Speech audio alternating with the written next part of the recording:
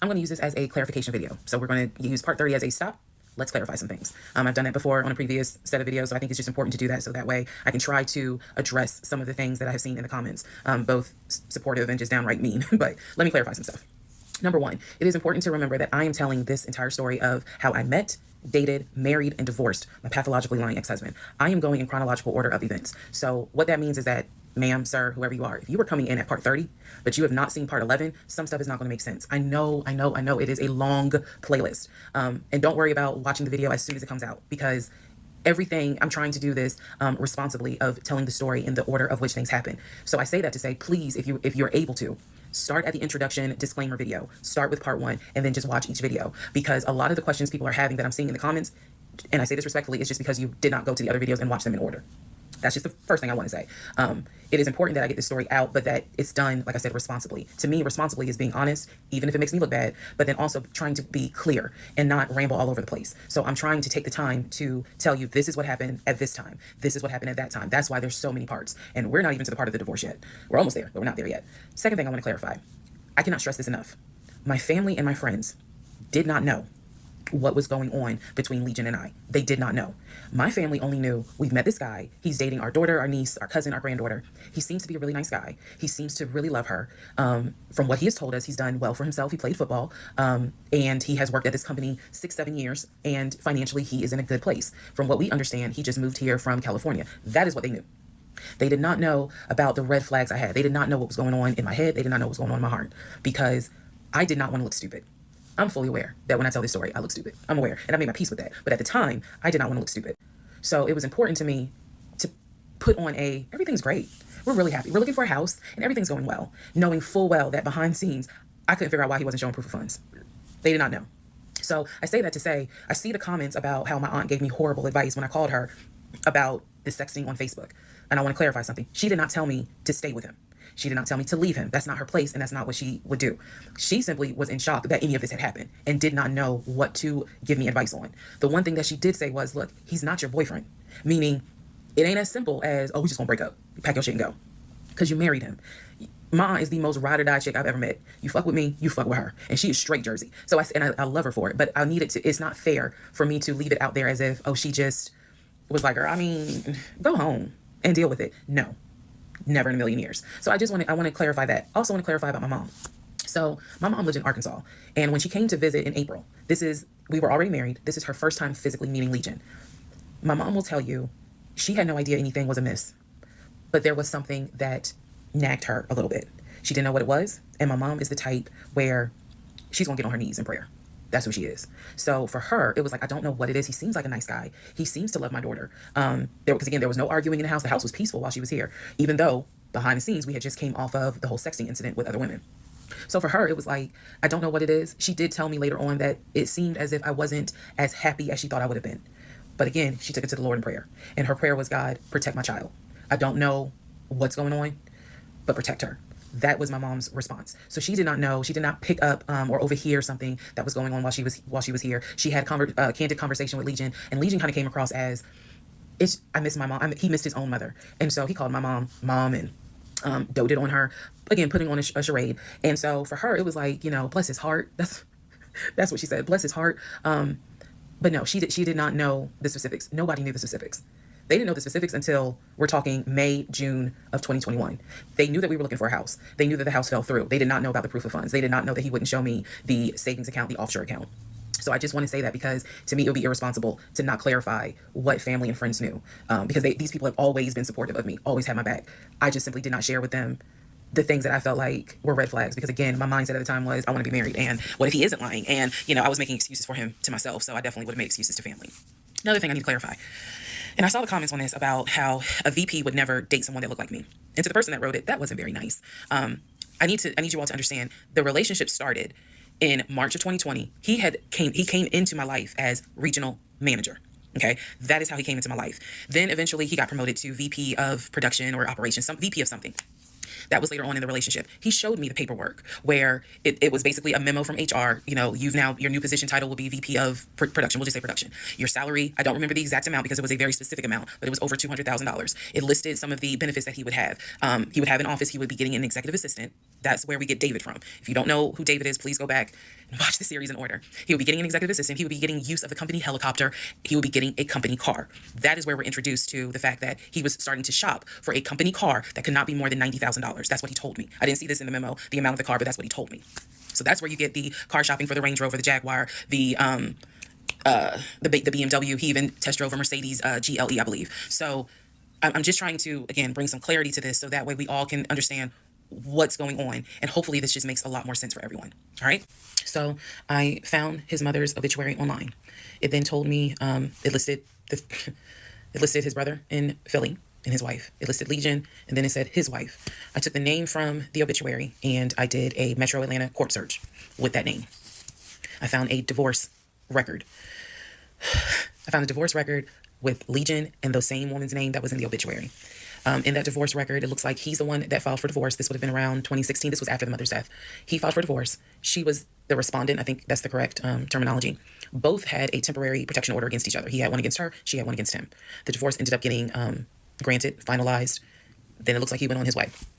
In the course of the search for her name, I discovered that at one point in time, the two of them had lived in Rhode Island. So that's the connection with Rhode Island, because for the longest time I could not figure out who lived in Rhode Island. That's where that came from. The two of them, he and this woman, lived in Rhode Island several years prior, or a few years prior. I could not find the obituary for his dad. I searched and I searched. I could not find the obituary for his father. For whatever reason, I knew his grandmother's name. I just randomly decided to do a Google search of the grandmother's name. Initially, nothing came up because I was looking for the grandmother's name in Philly. Nothing came up. I looked for the grandmother's name down here in Georgia. Found a record, but it wasn't quite clear. What was clear was that she had died several years prior.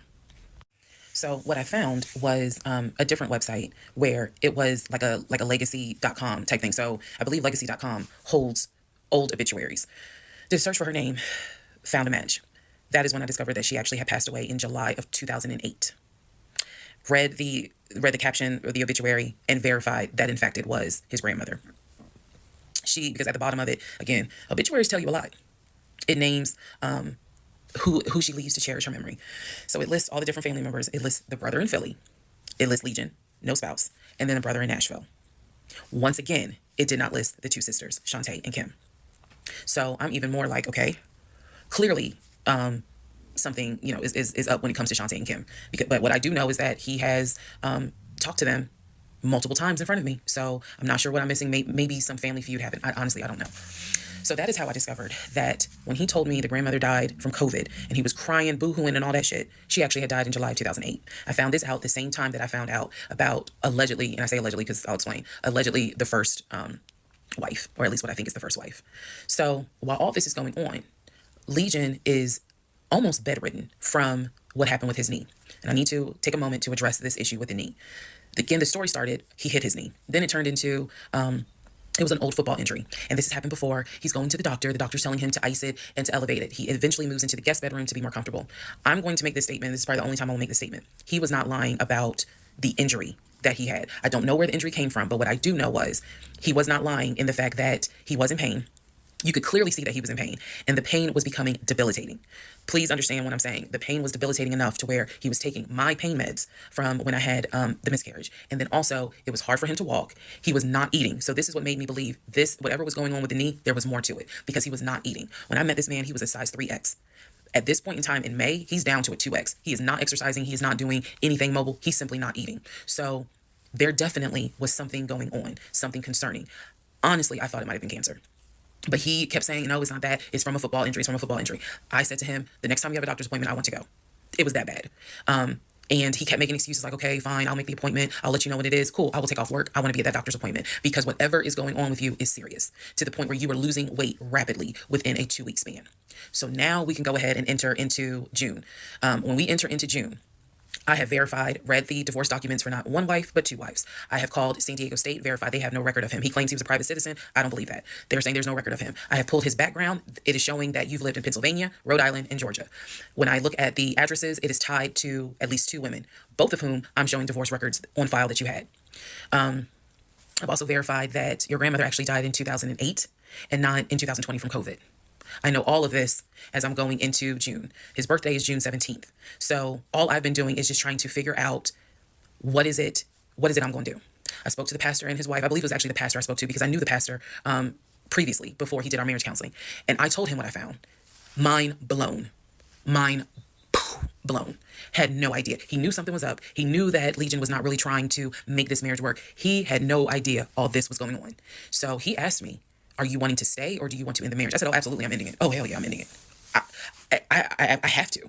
I have to end it. I have no idea who that man is in my guest bedroom. Not to mention, on top of all of this, he had lied about the death of the ex-wife's daughter. Part 32. All right, so we're now in June. By this point in June, I have been offered the new job, accepted it, put in my 2-week notice at my previous job, and was going to be starting the new job later on in the month. So when he laughed where I told him I wanted to get a new job, that laughter fueled me to get a new job. So here's what happened the beginning of June. At this point, he's completely bedridden. When I say completely bedridden, what I mean is, I'm trying to clarify this so it makes sense. From what I see, he is going to work, but he's calling out a lot more. Okay. So he had already left the condiment company and was working for Apple. So he's calling out quite a bit because the pain is pretty bad. So he's hardly eating at this point, hardly. For example, if I were to say, oh, I ordered a 10-piece wings, he's eating 2. And that's it. That's all I would see him eat. I was going to work and coming home. The house was in the exact same place that it was when I left. Nothing in the kitchen had been moved. Nothing in the refrigerator had been moved, which led me to believe that he had not left the bed from the time I left to go to work until the time I came home. At this point in time, he's drinking Powerades like it's water. I mean, I'm buying cases of Powerades. And that seemed to be the only thing that he was taking in. So if he was a 3X when I met him, he's probably at a 1X, maybe a 2X, depending on the clothes. He's lost a lot of weight because he's not eating. So that's the reason why I say he wasn't faking whatever was going on. I think the issue with his knee was a symptom. That was not some football injury. That was not, oh, I hit it at work. It wasn't that. Something else was going on. I had kept asking him to, let me know when you have a doctor's appointment. I'm going to go with you. I'm going to go with you. And he just kept saying the doctor, he's calling the doctor, and the doctor told him to just keep icing the knee. But I knew better. What was happening was I didn't care because of all the stuff I was finding out.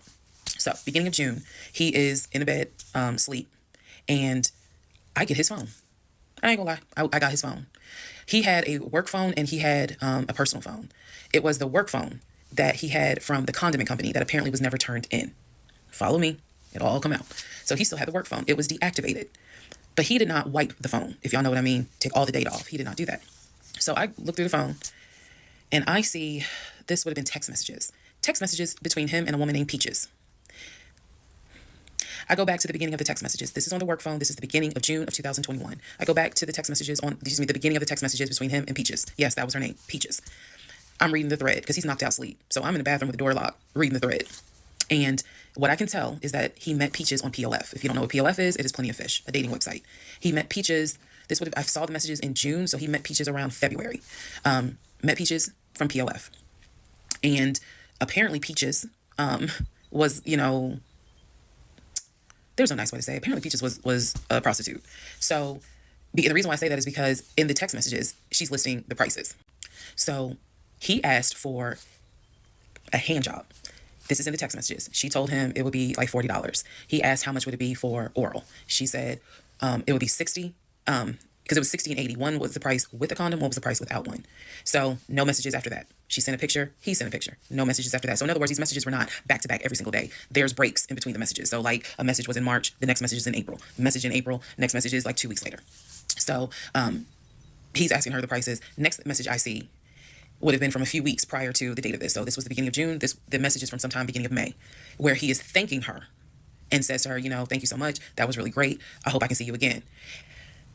Then there's messages where she said, hey, basically she was at a new spot. She must have moved. So he said, okay, I'm gonna come through. I'm gonna come see you. he's asking her to confirm the address. He was like, is it the house with the brown trash can with a white car in the front? She says, yes. So I'm thinking he was actually in front of the house when he's texting these messages. Then again, he does whatever he does, and he sends her a message a few hours later saying, thank you. That was great. I'm reading all this. And I will tell you guys something that you may or may not understand. Some women may or may not understand it. The cheating didn't even faze me. Didn't even faze me. I didn't cry. I did not feel like, what did I do wrong? I was relieved. The reason why I was relieved is because up until this point, I kind of struggled a little bit on whether or not, God, I know, Lord, you hate divorce, but I can't stay with a guy that lies. So when I saw the cheating stuff, I was like, oh shoot, thank you, Jesus. Okay. Because I know my Father in heaven is going to forget the fact that I'm divorcing for infidelity. Go ahead. It's fine. Jesus will forgive me. So I was relieved, to be honest with you. Like, oh, okay. I got grounds now, bitch. That's how I felt.